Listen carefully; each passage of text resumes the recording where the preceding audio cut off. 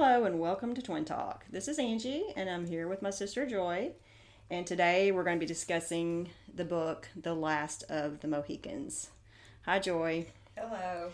So it's been an interesting evening. So right now we're up in we're at our mother's house, and we're in one of the upstairs bedrooms. And we've got the door shut because this microphone picks up our kids from downstairs, which is crazy. I know they're playing Monopoly and they're not being that loud, but this I know. Yeti, I'll have to do a shout out to this Yeti microphone. Oh my goodness, we're in a 2-story house. We're in an upstairs room, which we are near the stairs, and it was picking up almost every word they were saying, like when they were playing Monopoly. This microphone is incredible. You know that commercial where it's the little listening device Yes. that you can and listen into your neighbors, and they can hear like 50 feet away. That's what I feel like. I know. Like you can use this like if you're a private eye, if you're a detective, you could totally take this Yeti microphone and hear people like a mile away. Also, we're under severe storm watch. Oh, that's worth mentioning. Possibility of hail, strong winds, and possible tornadoes tonight. Oh, great. Heading our way. It's northeast Oklahoma and northwest Arkansas and the River Valley. So, oh, gosh. So, this Last of the Mohicans, it could be a very memorable podcast Great. Tonight. Of course, it's May, and this is definitely a turbulent time of year for us. We're used to this every year, kind of dread May because it means tornado season. Yeah, so. I love storms, but not if they involve tornadoes. Right, yeah, I'm all about storms. I don't like the high winds or the tornadoes. So let's just hope. And we've been very, very fortunate. We have not had a tornado in this area in years. So let's just hope we dodge another bullet tonight. Hopefully. Okay, so also worth mentioning is Joy's been feeling great all day up until she drove over here tonight, and when she got here she had a really bad sinus headache. I don't know why it's the weirdest thing. I felt really, because I suffer from sinus problems a lot, but today I felt really good, but just on the drive over here I just suddenly started developing this sinus headache. I wonder if it could be the barometric pressure from all this weather that's coming in. I don't know, but by the time I got here, it was pounding. So I've taken 2 aspirins and some, what's it? Something Mom gave you, some sinus or decongestant or something. And we found some Benadryl in her medicine cabinet, but the expiration date was 2010. 2010. So September of 2010. It's funny because I saw the bottle. 11 years old. 11 years past the expiration date. Yeah, I saw the bottle and I literally was thinking, that looks old. You know how you can tell the label looks yellowed? And I was like, surely that's not. And yeah, it was 11 years old. So we need to chunk it. Yeah, we didn't use it. Okay, so Joy, so this is a little different because we're just going to be discussing Last of the Mohicans. Okay, I've read the book, Joy has not. Right. So this is going to be a whole new learning experience for Joy. Yes. And up until tonight, I've known for about a week now I was going to do this. We've had a couple conversations about this by phone, et cetera, et cetera. And Joy, we've had so many twin moments, and you have no idea. Oh, really? Yeah. Okay.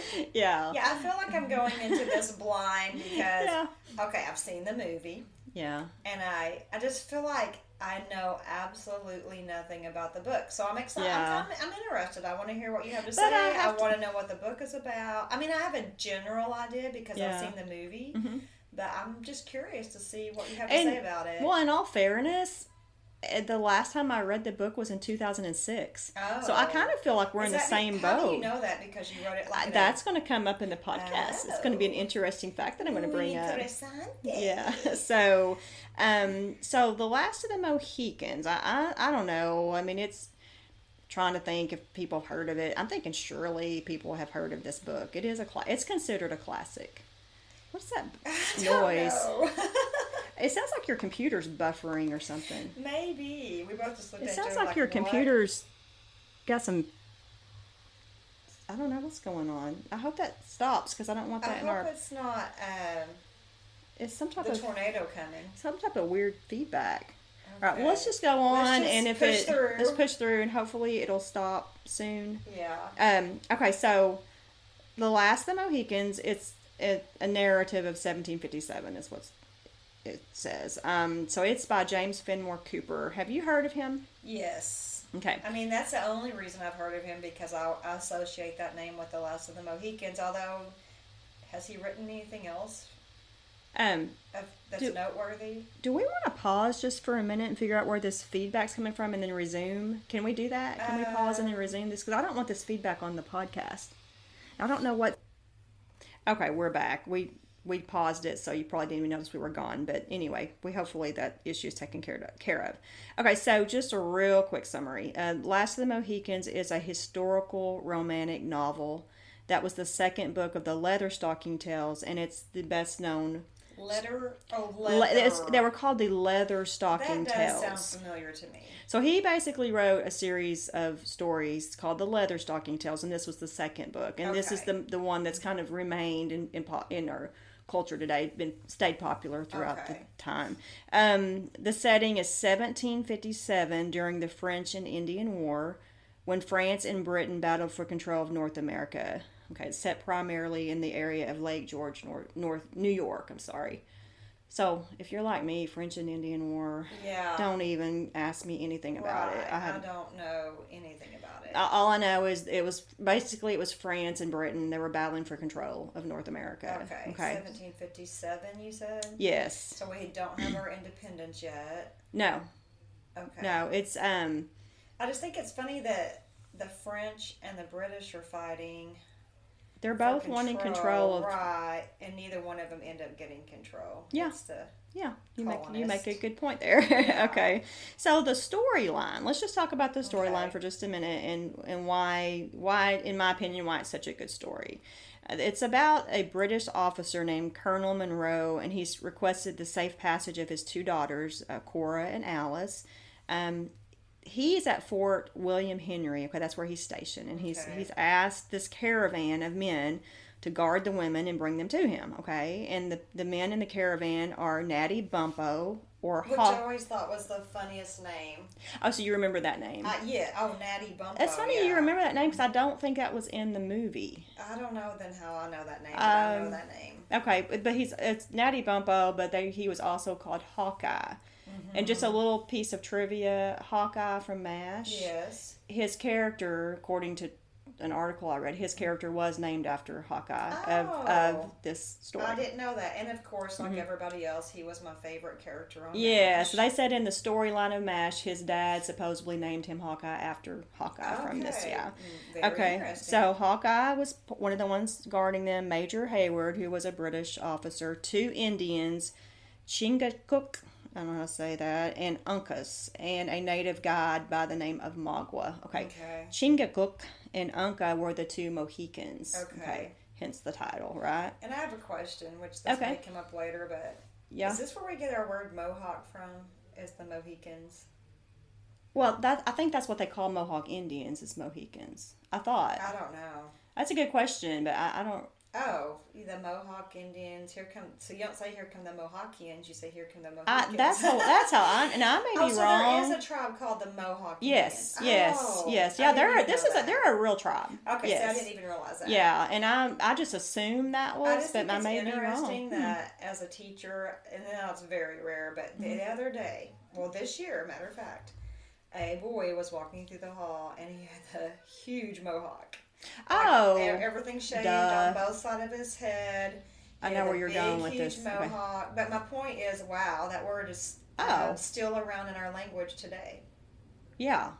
So, that's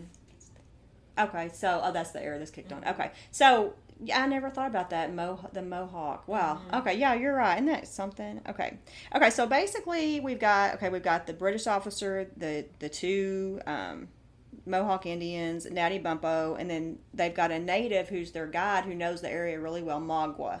Okay, well, right off the bat, they're all suspicious of Magua. They believe he's a Huron scout who's allied with the French. Oh, okay. Well, turns out their suspicions are confirmed. They find out he is indeed the enemy. He was trying to lead them. Like, at one point in the story, he's like, I know a shortcut. You know? See, I wish I had known all of this before I watched the movie, because I was confused a lot during the movie. Yes, and I'm glad you mentioned that, and we're actually going to talk about that in a little while. So was I.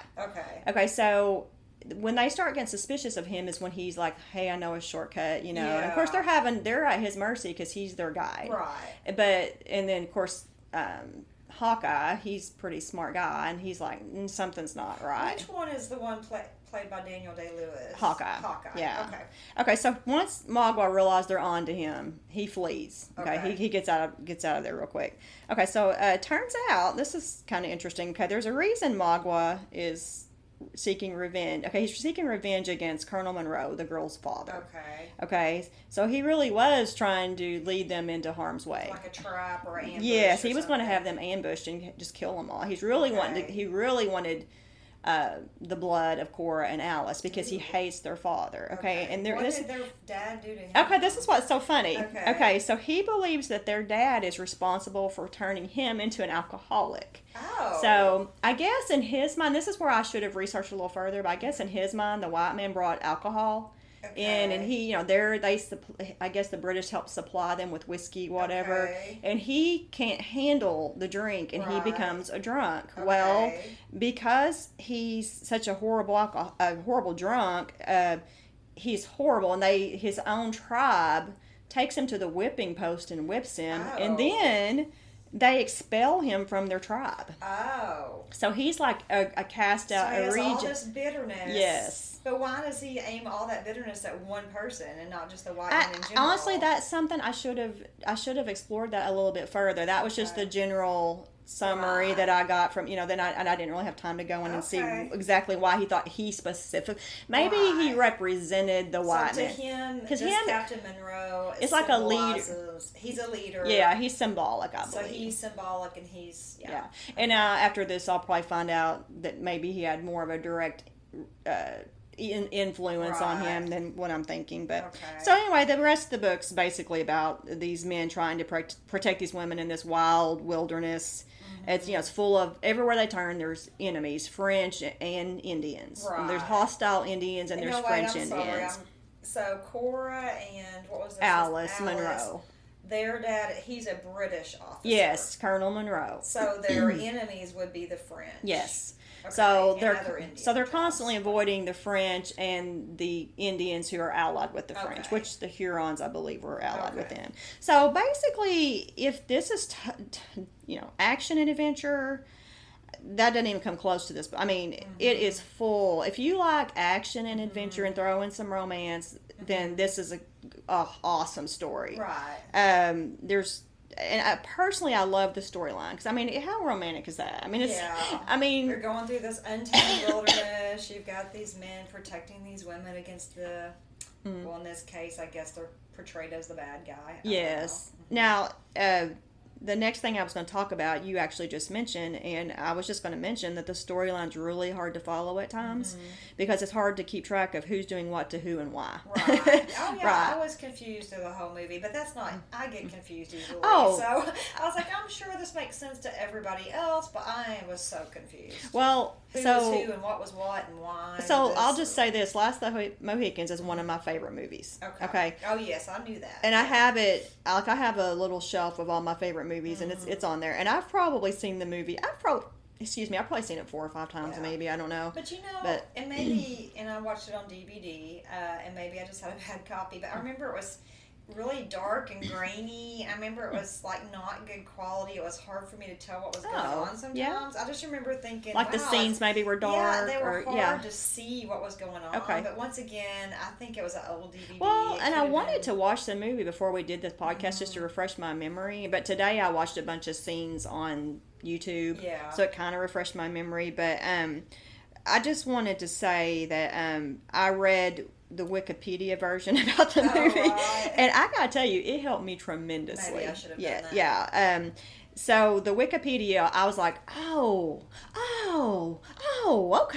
Now I see why. It totally helped clarify, and I wish I would have read that, like you said, before I even had read the book or watched the movie. See, you know how Daniel Day-Lewis in the movies, I guess he's supposed to be really good looking and brave and strong, and is that how he's portrayed in the book? Like he's supposed to be like this almost hero?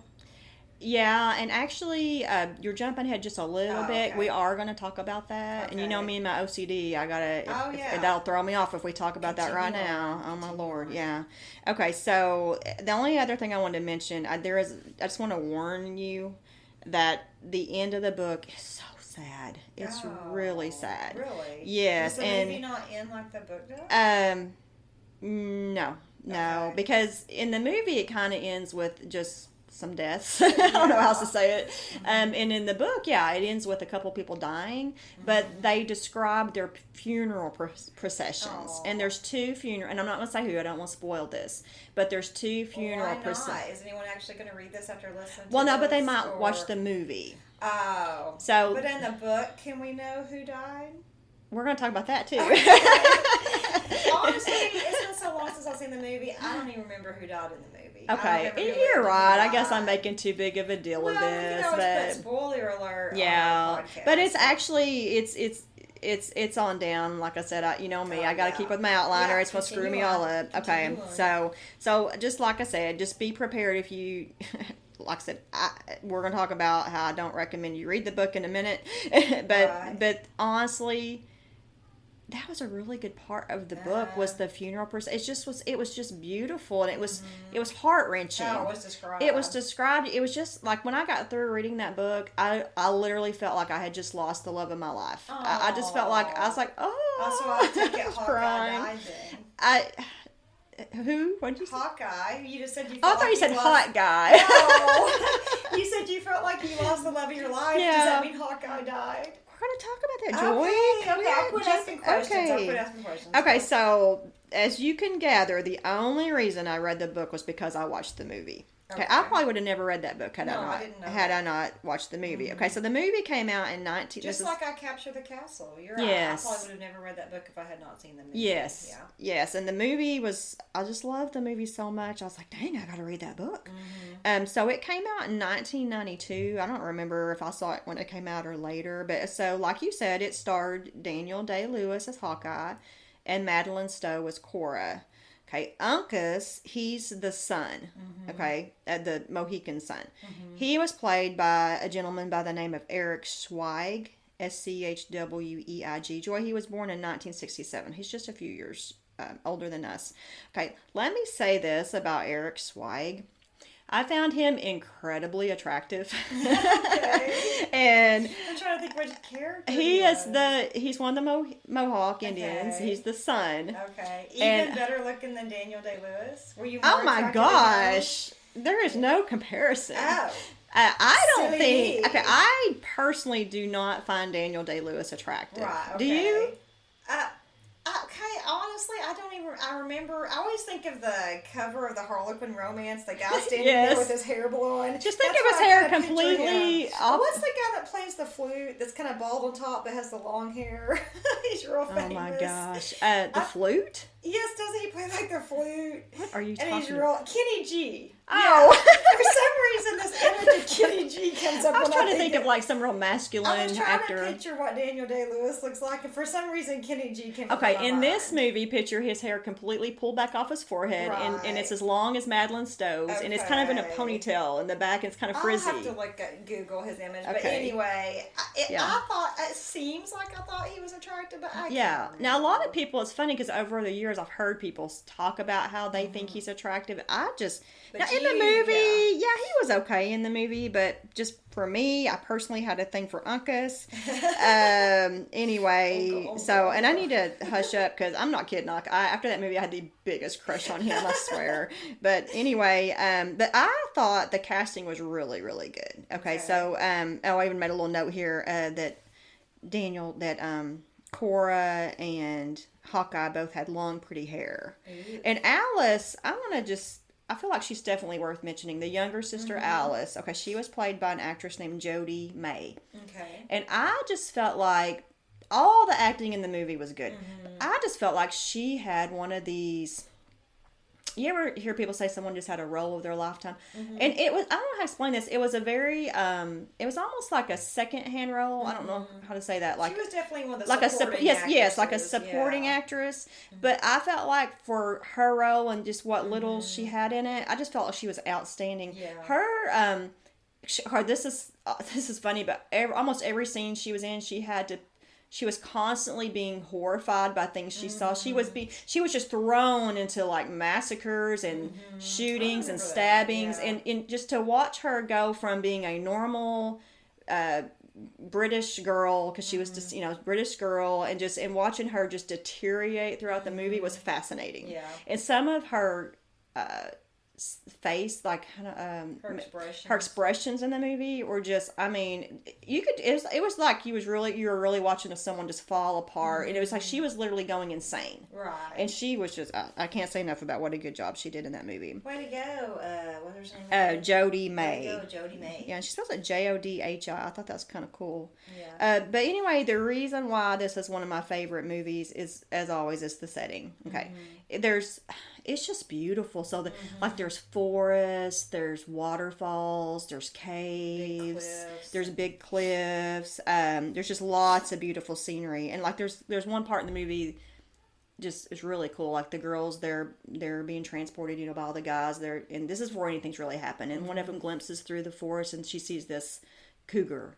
Or mountain lion, whatever it was, and she just sees it kind of slipping through the woods, and it was just so cool. It was just kind of a powerful moment showing you, wow, we're in the wild. Right. Yeah. Okay, the music. I love the music. Okay, so the music that was playing at the first. I was laughing when she was. I didn't know she was going to play that, and I was like, "Why were you laughing?" Because I don't know why. I don't know why I was laughing, but it was like, oh, I forgot. I picture like on the Titanic when they're doing the Olympics. Is that why you're laughing? Yeah. Well, now I'm in. But okay, you want me to stop it? Well, I hate to yell to be heard. Sorry. No, I love the music, okay. And I was just laughing because like, oh my gosh, I forgot that. I think the reason I was laughing is because they played it through the whole freaking movie. You talking about Last of the Mohicans? Yes. Okay. Like the whole movie. You know how sometimes they'll kind of do variations on the music? Twin moment. I just feel like they did it through the whole movie. But now I'm laughing because, like, for some reason I'm picturing these, like, Irish immigrants at the bottom of the Titanic definitely bagpipes. And fiddle. It's definitely bagpipes. It's very heavily influenced. No, I love the music. No, I'm just laughing because the thing that I was just getting ready to say before you said that was, it's great, but why do you gotta play it through the whole dang movie? Right, they did, and so you and I both noticed that they played that like, through. And I understand that movies have it kind of. I mean, it's like a thread throughout the movie. Yes, and I understand. It ties the whole thing together. Yeah. But usually they'll do a variation on it. Yes. And I don't remember there being a variation. No, I felt like it was on repeat. Yeah. So so that's funny you said that because I was at work and sometimes I'll just play music while I'm working. Yeah. And so I thought, okay, I'm gonna play the theme song, and it was a super long version of it. I don't remember how many minutes it was this long, but I gotta tell you, guess what? Oh no. It never changed. It sounded just like that. Through the whole thing. Unless I just missed something. But it sounded like that through the whole movie. There's so quite a composers out there. But what's weird to me was it's the name of it's Promontory. Huh. And do you know what that means? I have no Promontory. clue. So promontory means a point of high land that juts out into a large body of water.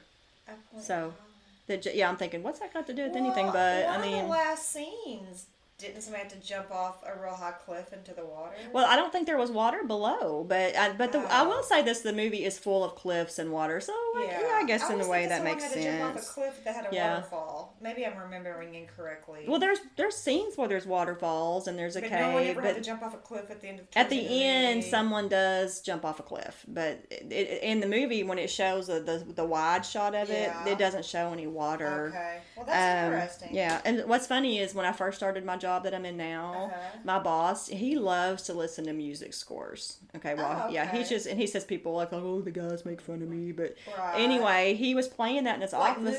Movie scores. Yeah, I'm sorry, I don't know what I said, but movie scores. And so you said music scores. But I meant movie. Yeah, I do too. I think there are some movies who have.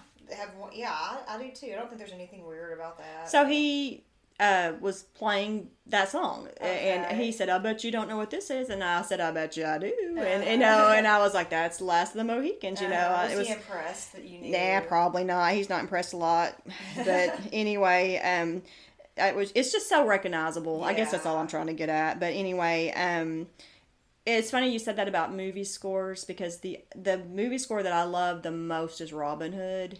I liked it so much I played some of it in my wedding. Yes, so I'm hoping someday we get to do a Robin Hood book because I kind of have me, and I kind of have a fascination with Robin Hood. I love the Robin Hood book you have. It's kind of a Oh, yeah. With the Greg Hildebrandt is the illustrator. No, that's a different book. But I'm saying, no, you're right. I'm just the saying little, I love the little. that book because Yes. it's a little children's book. Yes, but you're the right. illustrations are beautiful. I was thinking of a different book, but yeah, you're absolutely right. Yeah. Greg Hildebrandt's an awesome Yeah. illustrator. So anyway, I thought it was interesting. 11 films have been made from the book. 11? Yeah, throughout, like, since the 60s. Wow. Yeah, 11. Okay, let's talk about the book. Here comes the painful part. Oh, Lord. Okay, so there's mixed reviews. Okay. So from what I can tell from my research, people either loved it or they hated it. Okay. Guess who loved it?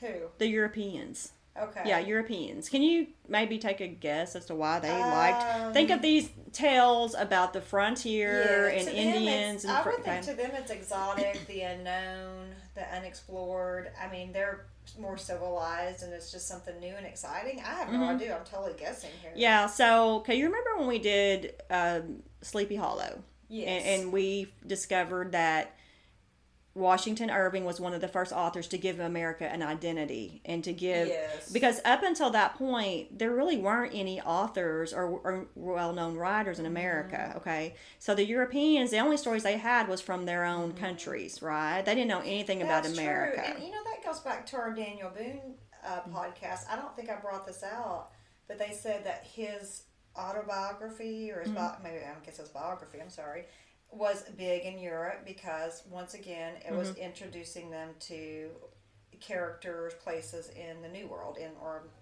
exactly. So they were just eating it up because they're like, they don't have any idea. All they hear is from travelers who come and tell them. But now they're like, they can actually sit and read these tales about America, frontiers, and Indians. And I think that they liked it because he just gave everybody these. He used lots of, he had lots of colorful personalities in his writings. Yeah. And I think they like to hear the kind of the rough and the slang, the regional slang from America. And, of course, they were fascinated. I think they were fascinated with Native American Indians. Probably. And I've told you this story before, but it's worth repeating. When I was a Girl Scout counselor, which we talked about on our last episode, there was a counselor who came over from... I want to say she was from Czechoslovakia. Yeah.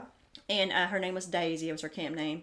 And she spoke very little English. Yeah. And I asked her about her time in the States and how she was liking it. And she said she liked it. Yeah. And she said, but my lifelong dream is to visit Oklahoma. Oh. And I was like, and I was laughing, Oklahoma. And I'm like, it's boring, And I was thinking, Oklahoma.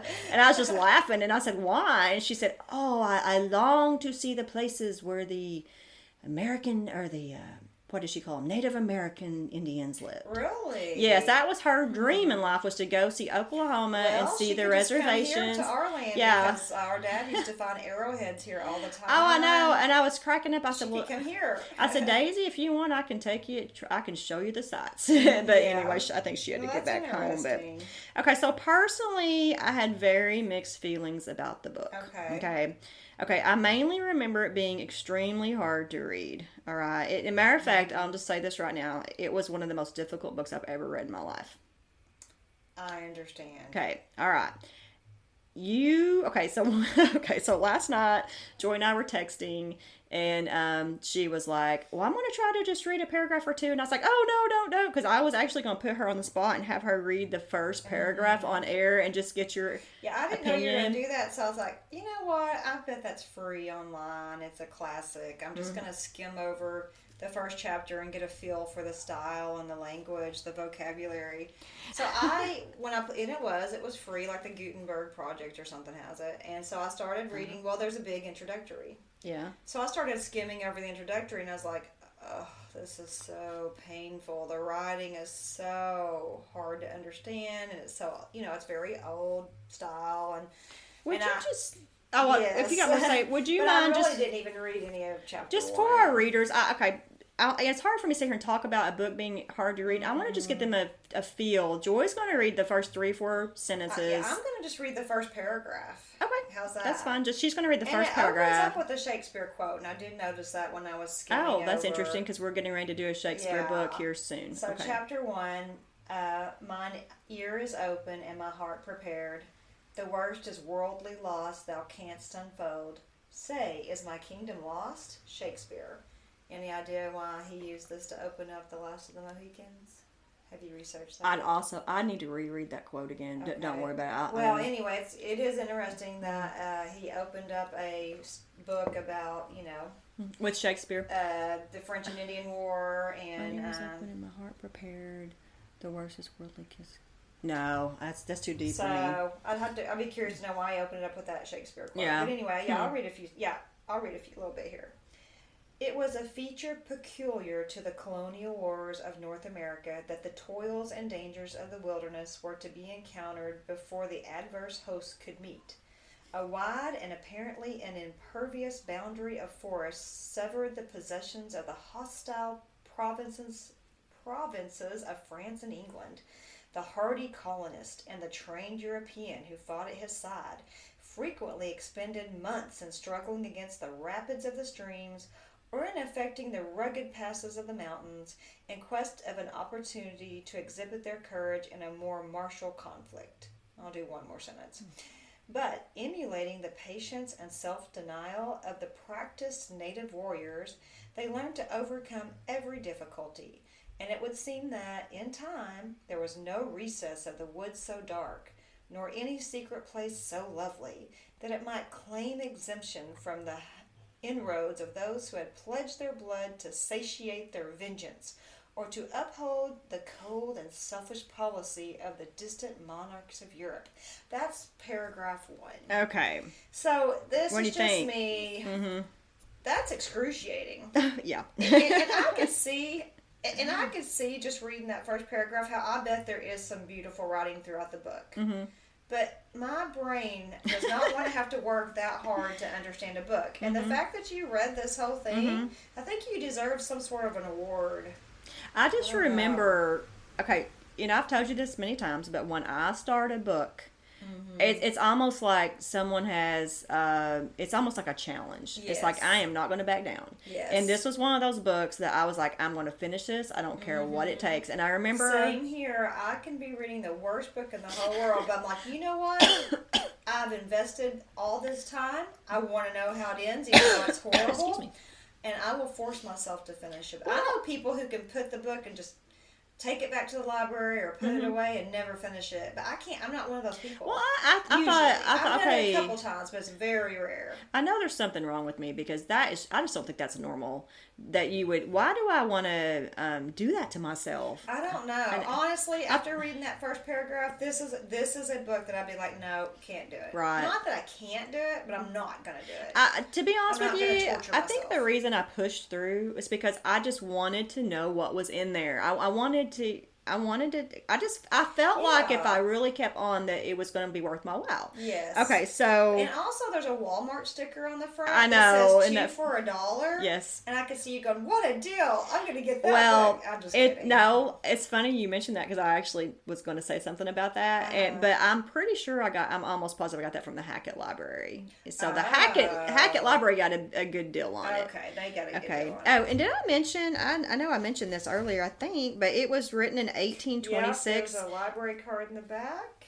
And oh wow, this is interesting. The last time anybody checked it out, it was due in 1997. You know what's funny? There's 3 or 4 names on that card. Yeah. And you know what my thought was? What? Not a one of them read this book. Probably not. There's no way. No, I promise you. None of them read the book. You know what is crazy? You know somebody's name on there? One of the names on here, which I'm not going to say it for privacy reasons, he was one of my students. Really? When I taught there. I was curious if you knew somebody. I do. I know that last name. And now it's funny that it's another twin moment that Joy opens the book, goes to the very last cover, looks at the library card, and there's a reason why that's going to come into play. But I just want to mention real quickly, this book was written 195 years ago. Wow. And here we are talking about it. Yeah, and I'm trashing it and talking about how, I can't torture myself to read it. But I'm sure at the time, did it get good reviews at the time? Do we know? There was mixed reviews. People, right. I said, people seemed to either love it but now that, like I said, the Europeans loved it, or a lot of them did. Right. Okay. So here is this guy that wrote it, James Fenimore Cooper. Is he Cooper? Sounds like an English name. Where was he from?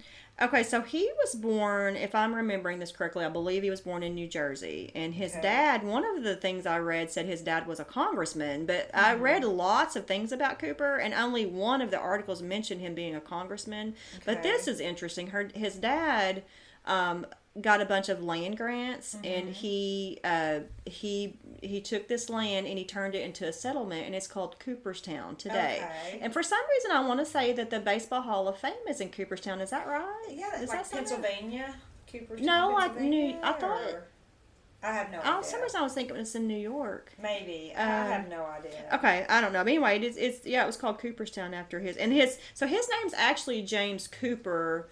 And his mother's maiden name was Fenmore, and he added the Fenmore later legally. Oh, okay. Yeah, so he it's wanted. Really just James it's Cooper. actually just James Cooper, but he added the Fenmore later. Fenmore. It has an I in there. Yeah. I wonder if that's how you. I don't know how to say it. Yeah. Maybe you do just say Fenmore. I'm really not sure, but okay. So let's just to reiterate. Yeah, definitely one of the most difficult books I've ever read.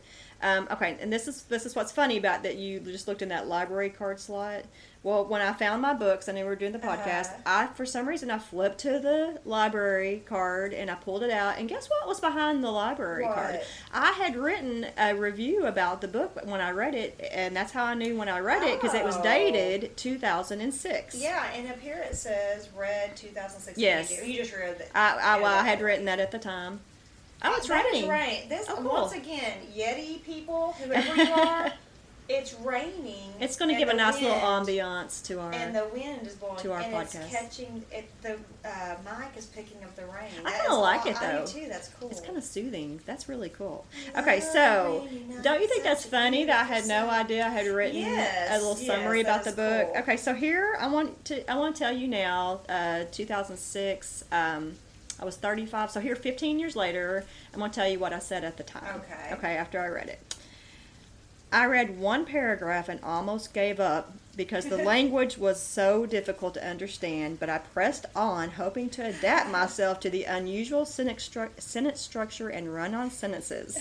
But thank goodness I did.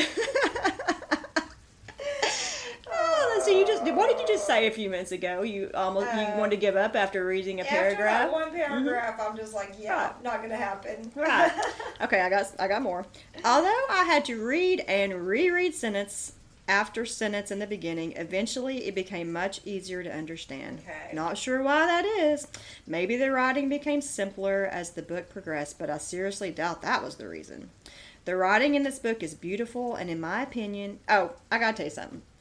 You really, really need to listen to what I'm saying in this. Okay. There's a reason I'm reading this. Okay. You really got to pay attention to what I'm saying, because it's going to come into play shortly after. Okay. All right. So I just got through saying I almost gave up after the first sentence, and it has run-on sentences and unusual sentence structure. Right. Okay.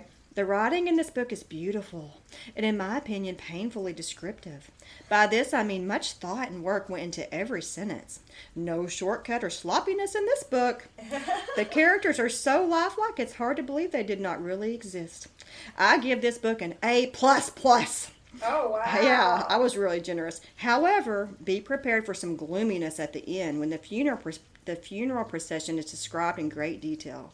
You will feel as if you've lost the love of your life, and to see the end of the Mohican tribe is tragic, but it is a beautiful and heart-wrenching experience nonetheless. Wow. How about an A++ for sappiness?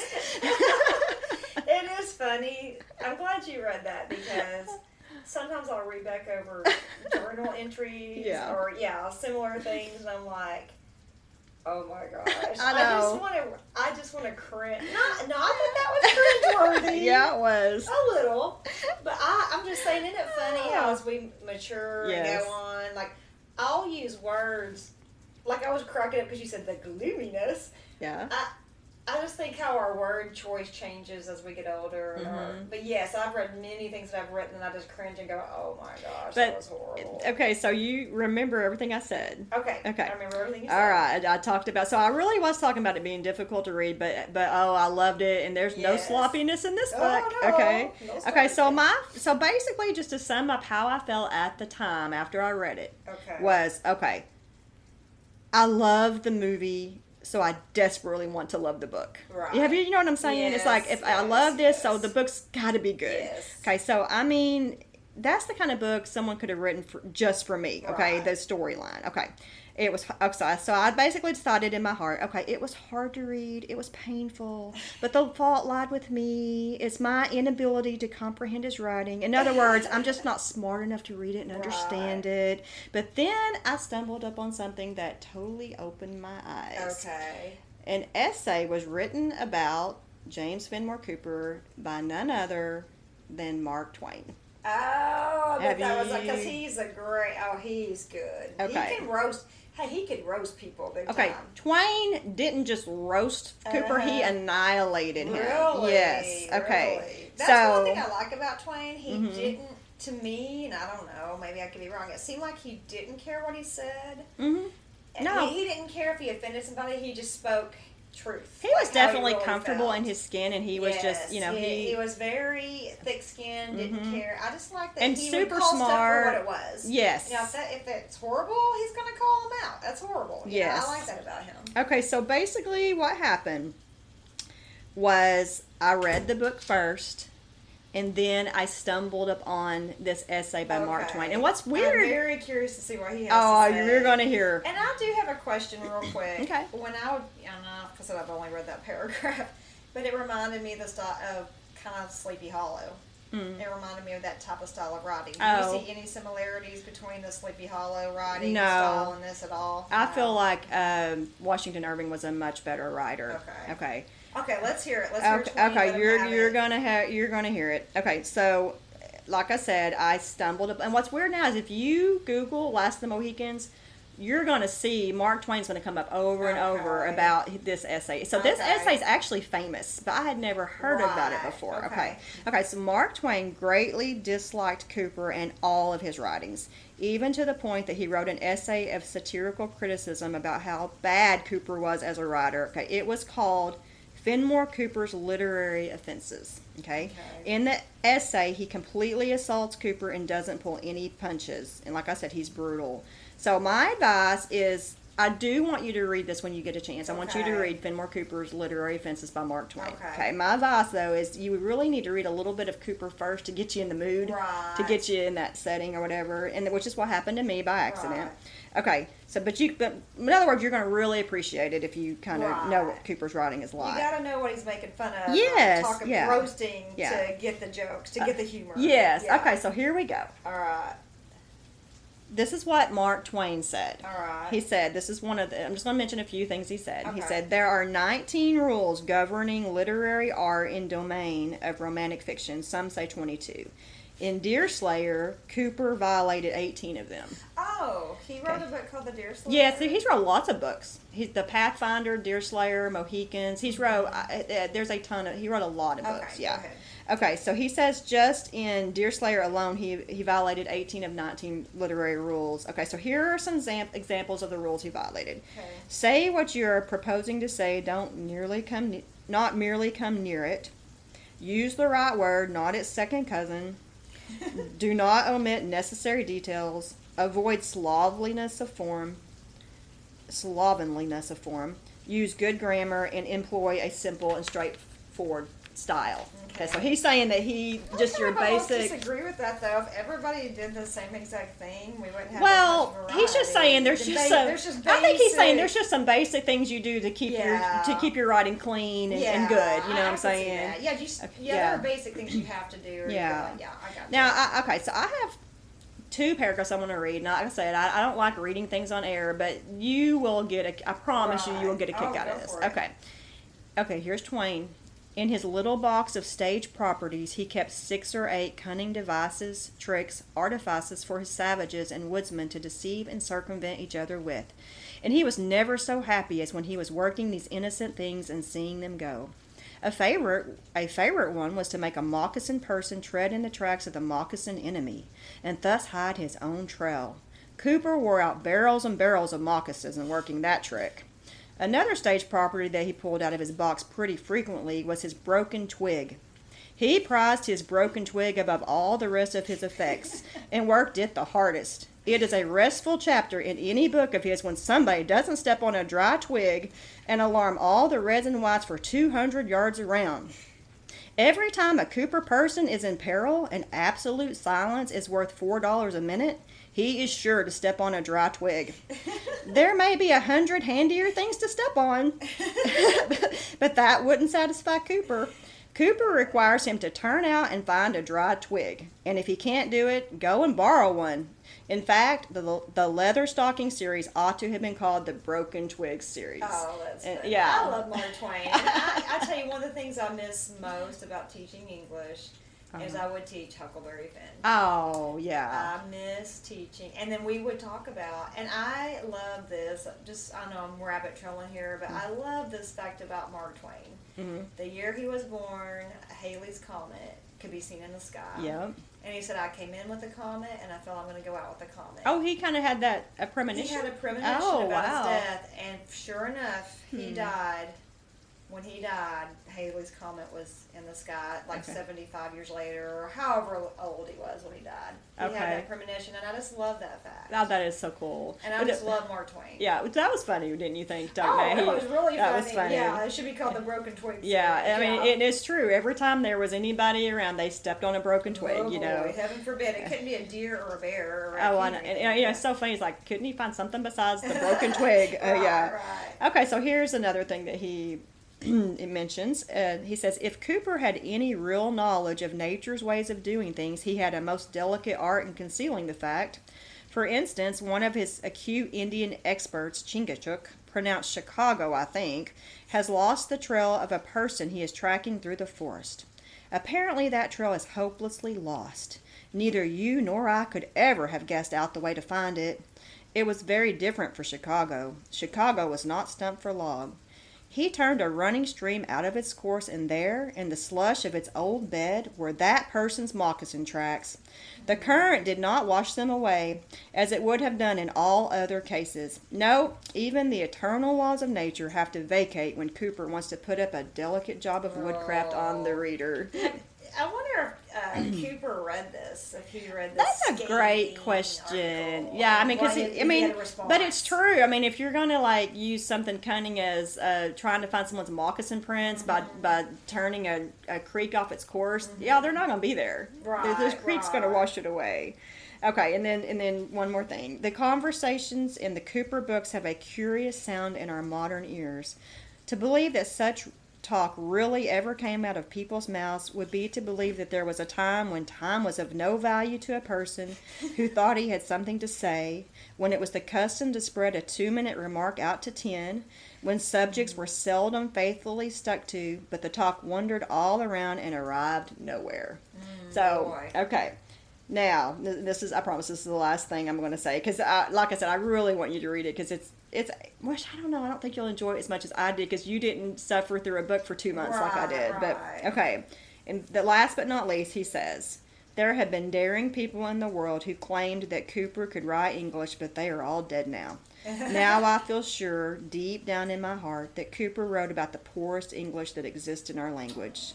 The reason I went into so in depth into that, to let you know what Mark Twain says, because it made me realize I wasn't crazy. Right, yeah. So I was like, that whole time I kept saying, oh, it's just because I'm so stupid I don't understand it. The only thing I hate is, and I'm not an author, but you always hear these stories how authors just put their heart and soul and months and years into their work. And in Cooper's defense, I bet he worked long and hard to write these lengthy run-on sentences. Okay, so what year was... I just feel like Mark Twain, even though he's being you can be honest and not be scathing. That's true. So I like Mark Twain, but sometimes he's pretty harsh. Twain die? Oh, that's a great. I'm getting the impression just from reading some of his remarks that Cooper was dead long before Twain was around. Maybe. I should know this because I used to teach. Because didn't Twain live in the 1800s? Yes. And Fenimore was born in 17. He was born after the Revolutionary War, not too long after the Revolutionary War. I would say they were at least in the same century. Yeah, yeah. But anyway, just to close things up, I did find another person who wrote an article about the differences between the book and the movie. And he said, I want to read you this because this is just kind of funny. He said, due to the text's complexity and the author's peculiar writing style, it took me quite a while to get into the story, thus reducing my reading speed considerably. But once I was 1/3 into the book, I started to really enjoy it, and as the narrative became more and more complex, I became aware of how much the book and the movie differ. So even that's he, kind of what you said, that. Yes. So it takes a while just to get to use Yes. the writing style, but once you do, you can read a lot. yeah. more So I quickly. that's why I just love reading other people's opinions, because it helps verify what I was Yes, thinking in the first place. yes. I'm not crazy. Yeah. But basically, one of the biggest differences is in the book, 2 people die, and in the movie, they change one of the people that dies. Okay. And I don't know why they did that. I guess I can say this. Okay, in the book, one of the sisters dies at the end. I remember it was Alice. Well, I mean, in the movie. Yes. And Alice dies in the movie. Yes. Okay, so I guess I'm mean, like I said, who no one's going to do that. Cora and Hawkeye make it in the movie. Right. Okay, And so Cora dies, guess right? what? In the book, Cora is the one that dies at the end. Oh. Yeah. So, and then he just one more thing he said that, and you and I have talked about this, and I'm so sick of every time someone talks about something being racist, because that's all we hear 24/7 is how things are Everybody's racist. racist. But I'm gonna have to say I kind of agree. This is a different stance for me. I kind of agree with this guy on this. He says the book is somehow more politically correct than the movie, despite being so much older. In the book, we see balanced contributions from our 3 protagonists, but in the movie, it is only Hawkeye who takes center stage. Remember, you asked me about that yes. earlier. Uncas is arguably the most heroic of the group, yet he is put on the back burner. This difference between the book and the movie not only weakens the story, but is marginally racist. And then he says, why has the story changed from 3 heroes to 1 white hero and his 2 that is quite a good sidekicks? point. Yeah, I have to say I'm totally agreeing with him. Okay, so that one I can buy that argument. Yeah, he says, why did it change from, because in the book, they're all equally revered, Yes. equally good hunters, equally good, equally skilled at hunting, fishing, and shooting, okay? So he said, why does the story change from 3 heroes to 1 white hero and his 2 sidekicks? Okay, I can buy that. Yeah, and he says, this did not need to happen to drive the story, so was the change made to pander the audience? Perhaps. Uncas and Chingachgook barely contribute to the group's progress as a whole. They don't speak as much, make decisions, or play a major role at any point. In the book, Hawkeye is an older man who is not likely to risk his life freely. He is quite conservative in many regards, and in the book, he is the group's headstrong leader. Okay. So I just wanted to mention that because I as much as I love the movie, I do agree with him 100% that why did they could have left the 2 Mohawks to be just as central characters, and I would have enjoyed it as much or more if they had done that. To me, maybe they were just trying to make the focus on the love story between Cora and Hawkeye. Maybe that's the reason they took that direction. But this guy, I guess I need to give his credit to his name. It was V.M. Simondon. But he believes that it remains a classic of American literature, and he believes everyone should read the book.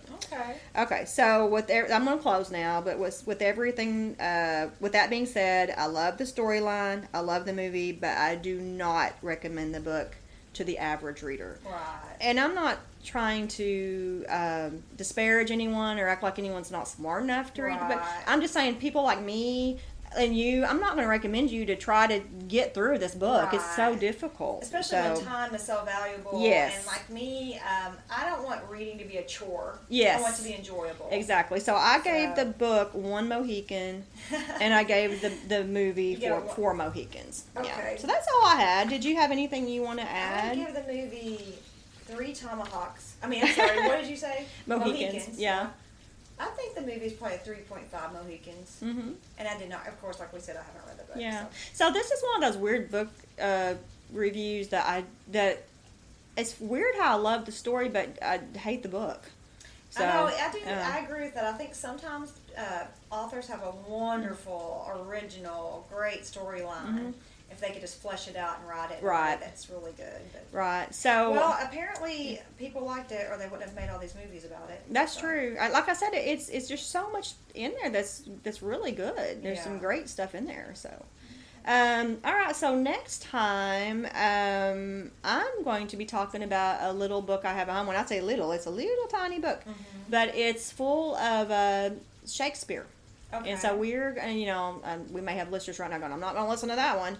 Yeah. But it's about Shakespeare, so I think it's going to be fun to talk about. Yeah. Do you have any idea what you want to talk about? I just finished a book called The How and the Why, and I think I'm just going to talk about that. It's a pretty powerful book, so I'll talk about that. Yeah. Can you give me just what's it Yeah, about? it's about a teenage girl who got pregnant who had to give up her baby. Had to give up her baby for adoption. But the book is from the daughter's point of view once she's grown up, the one that was adopted to another couple. Oh, the actual child that was adopted? It tells the story from both points of view. Oh, okay. And then at the very end, I don't want to do a spoiler alert, it merges, but it's very powerful. So is it a true story? Is it based on true events? No, okay. But it felt so real. So I'll save all that till we have that podcast, but that's the general synopsis. So. Okay, cool. Okay. I'm trying to think if there was anything else that I wanted to mention. It's raining, and let's just hope I'm thinking we need to go check the weather. Yeah, okay. Make sure the storm's not headed this way. Yeah. Okay. All right. Well, thank you for joining us, and we will see you next time on Twin Talk.